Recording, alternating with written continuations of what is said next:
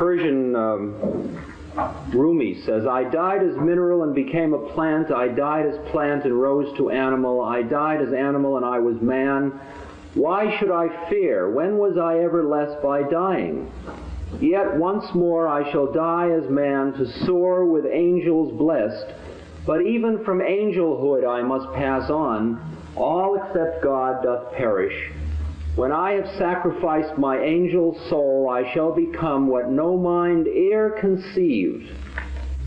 Oh, let me not exist, for non-existence proclaims in organ tones, to him we shall return. God and that fine energy and Padmasambhava and your Atma, it's all the same stuff. All the same thing. It's behind it all. It's behind the physical plane, behind the astral plane, and we got one more plane to go. We got the causal plane. The causal plane is what Plato was talking about. It's the plane of pure ideas. And the planes are like this. Each plane subsumes the next planes. When you finish with the grossest desires that keep you here on the physical plane, then you're left with a lot of subtle desires. Like, you want to be God of the wind? Baby, you're going to be God of the wind. I mean, you don't realize how it's all going to come out. Wait till you see. It's really going to blow your mind. You're going to be everything you ever wanted to be. That's the funny part about the astral trip. You do it all yet. Everybody does it all. It's in store for everyone. Don't worry about it. You don't have to be chosen. You can be anything you want. At the astral plane, you can create your universes. You're given that privilege. You're also given the wisdom to know how to not screw it up. Because your ego's gotten very subtle, very subtle. There's still desire. As long as there's desire, there's still ego. As long as there's desire, there's still an astral plane. Your desire creates your universe. That's the rule of thumb. Desire creates the universe, be it physical, astral, or causal. So you get finished with the gross things that keep you on the astral plane. I mean, you really want to have that full color experience. You want to travel like light. You want to bathe in ambrosial bliss. You want to hang on to bliss because it feels so good. Sure, man, you're going to have plenty of chance. Then you got to give that one up too. Got to give that one up too.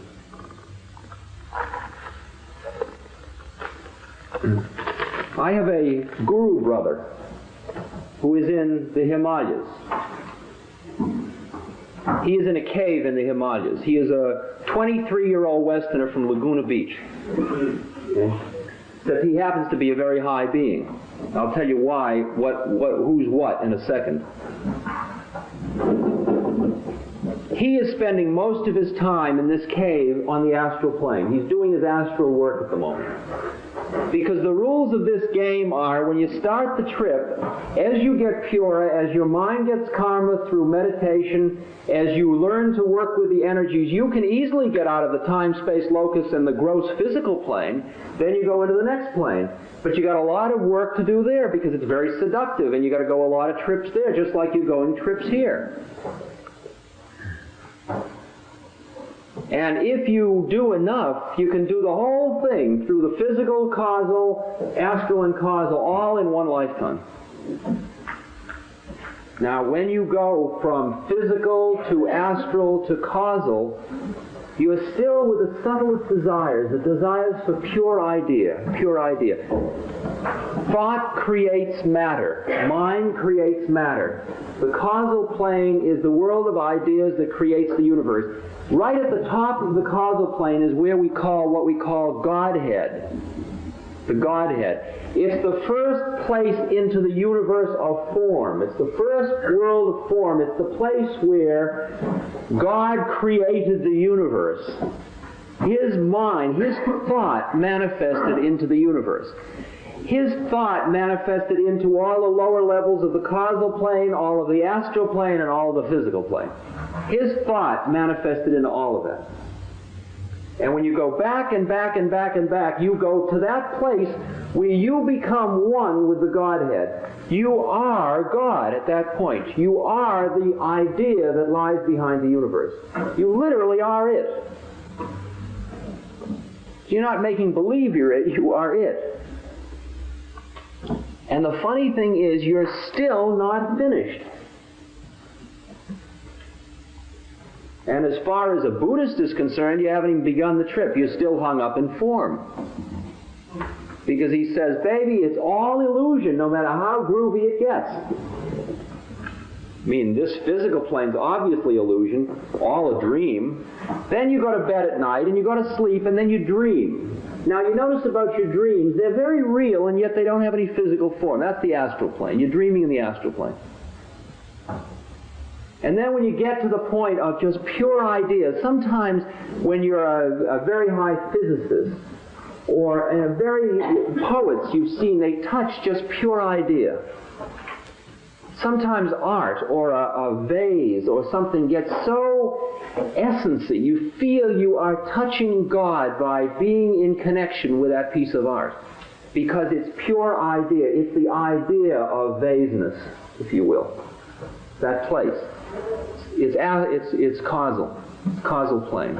A mind at the causal plane created the vase.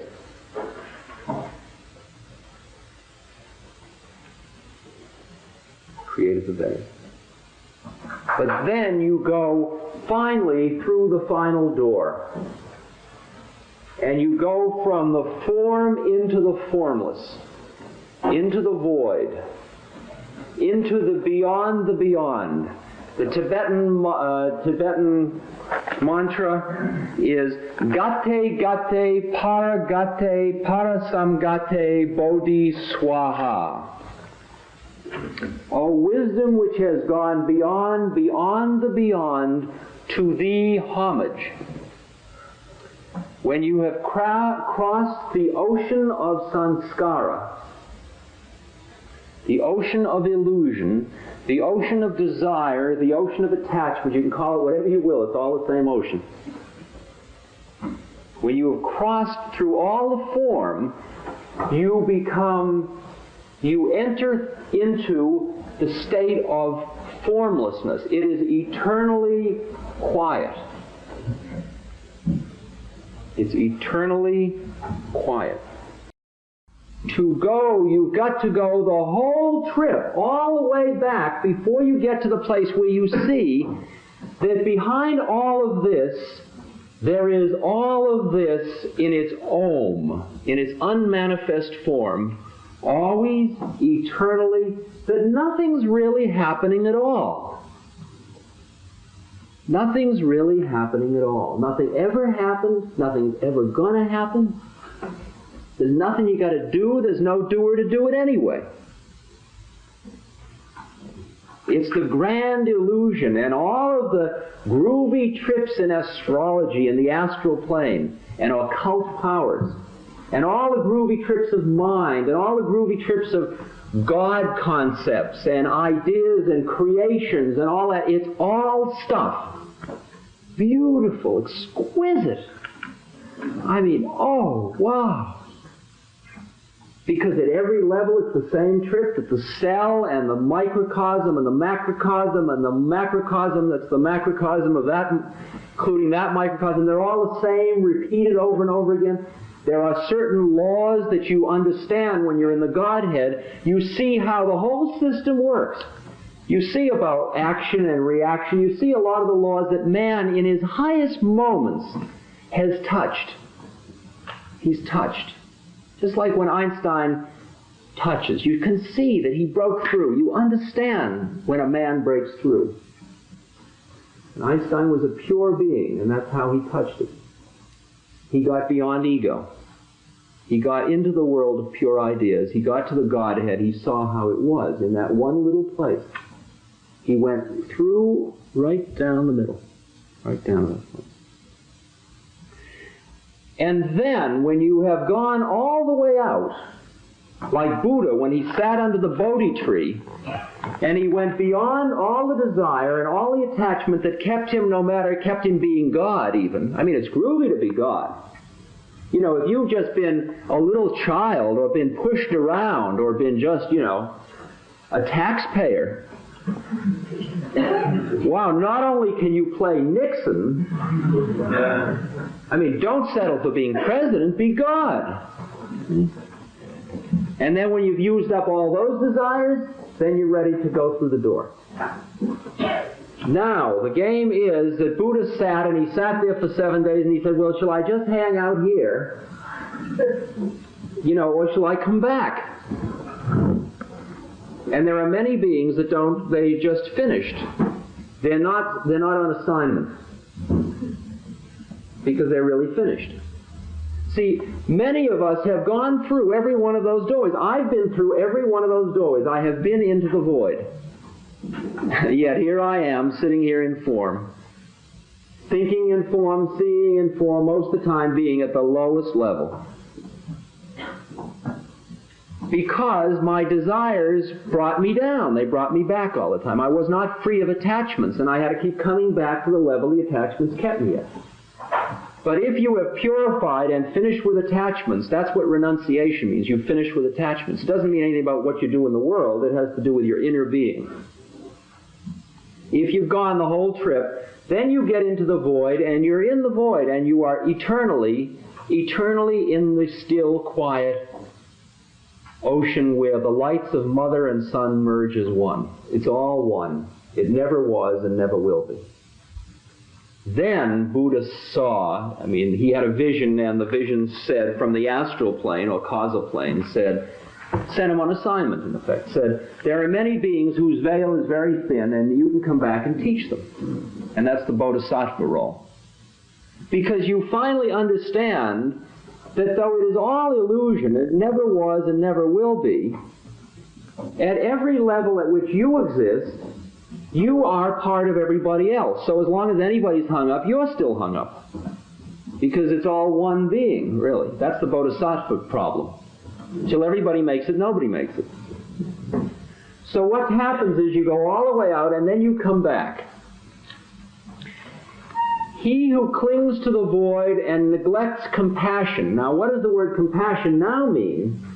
Compassion only means a true empathic understanding of how it all is, which you can only understand when you've been in the void. If somebody comes into me and they bring me their heavy burden of their karmic trip, oh, I'm suffering so, and it's so rough, and I listen to it, and I love them, and I empathize with them, and I feel the sympathy, and at the same moment that I'm doing that, I realize that they don't exist, I don't exist, the problem doesn't exist, none of us ever were, nothing's happening, there's nobody doing anything to anybody, right? That's compassion. And at the same moment I'm there and saying, yeah, right, I dig how it is. Compassion is being conscious at all levels. That's what compassion is. Understanding how it all is everywhere, all the time. He who clings to the void and neglects compassion does not reach the highest stage. But he who practices only compassion does not gain release from the toils of existence. He, however, who is strong in practice of both remains neither in samsara, nor in nirvana. He neither remains in the void nor in the world. The final place that the game leads to is where you live fully consciously in all of it which is in nothing. You are eternal. You have finished perishing. There's no fear of death because you see it's just a transformation in an illusion. And yet, seeing all that, you still chop wood and carry water. Do you understand that? You still do your thing. You flow in harmony with the universe. You are beyond morality, and yet you're a totally moral being, because that's the harmony of the universe. You see that to do anything with attachment is only creating more desire, which is creating more desire, which is creating more desire, which is keeping you in the game longer and longer and longer, keeping you in the illusion. And once you see through that, it can't help but fall away. What are you going to do? You get all caught up like, I think I'll become famous. Wow. Boy, am I going to become famous. and you're already laughing at yourself. Wow, man, am I going to go on that trip? Who am I kidding? All right, here I am, I'm famous. Wow, look at that, I'm famous, boy. Okay, that's that. Now what? I've got to become rich. You ever hang out with really rich people? Busy being rich. And finally, the day comes when they say, yeah, right, I'm rich. So that was what that was about. Then they're getting ready, perhaps, to go through the eye of the needle. Until then, not a chance of a snowball in hell.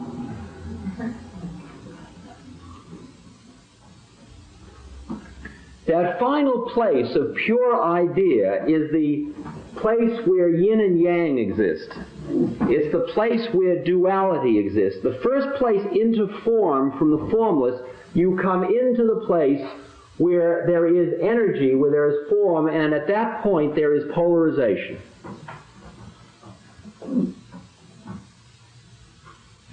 And in order to be a truly enlightened being, you must delight in the exquisiteness of every single level.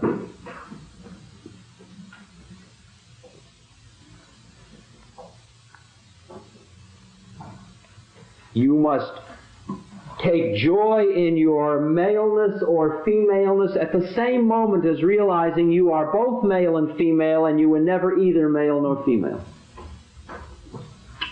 That far out. That far out. And if you get attached to being unattached, too bad. You got a long way to go. I said before, you can't rip it off. It's like the snake's skin. It's got to fall away. It's got to fall away like the skin of a snake falling off. It's the only way it can happen. The only way it can happen. We can't rush it.